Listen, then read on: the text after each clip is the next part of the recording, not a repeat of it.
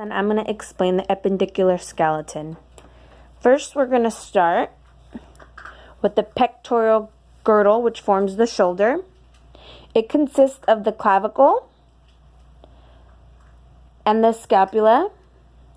In turn, it forms the scapula's glenoid cavity, which is the shoulder joint. The shoulder is connected to the axial skeleton by muscles that attach to the scapula and the thorax and the vertebrae columns.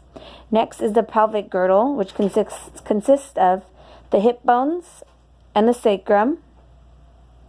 In the pectoral girdle is the clavicle, which articulates with the scapula, and the sternal end attaches to the sternum.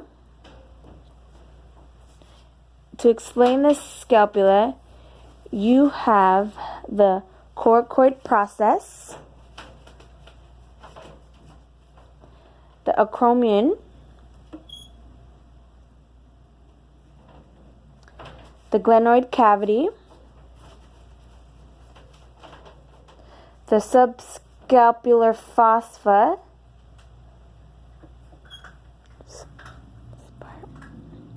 the spine, the supraspinatus fossa, which you can see on the inside here, the intraspinatus fossa, the sternoclavicle joint, and the acromioclavicle joint, which is this right here. You can see it. Next, we're going to explain the arm, which is a part of the appendicular skeleton. So the arm, you have the humerus. You have the head of the humerus.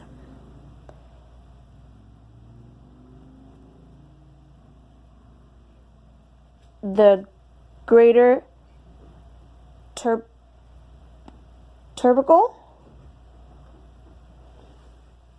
The lesser tubercle, the deltoid tuberosity, the medial epicondyle,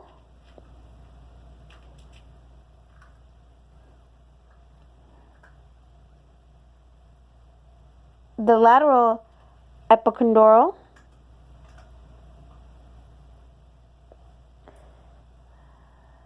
then you have the coronoid fossa, which allows the ulna to move freely. Then the capitulum, which is this part, which articulates with the radius.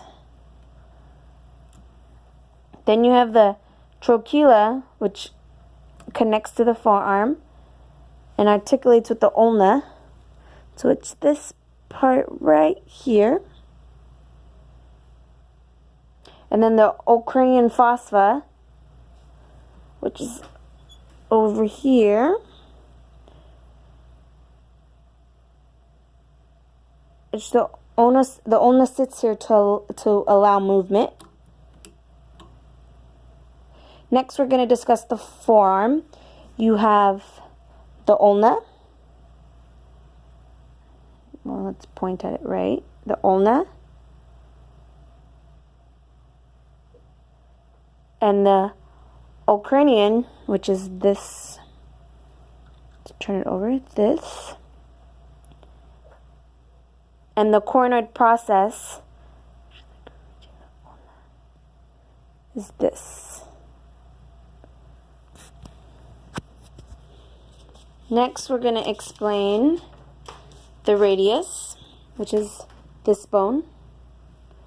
That bone in the arm connects to, the thumb side.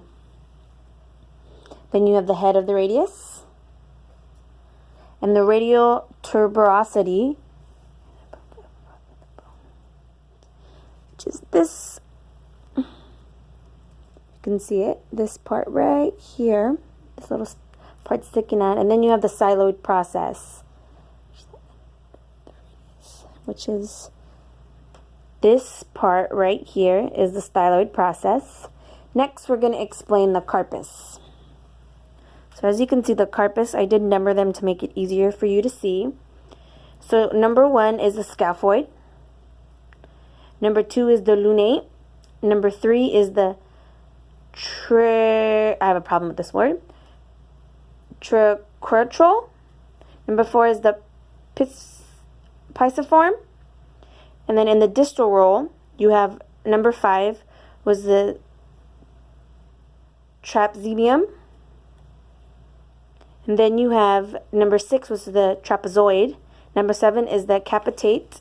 And number 8 is the hamate. And the pisiform makes the wrist joint. And the scaphoid bone forms a joint with the pollex.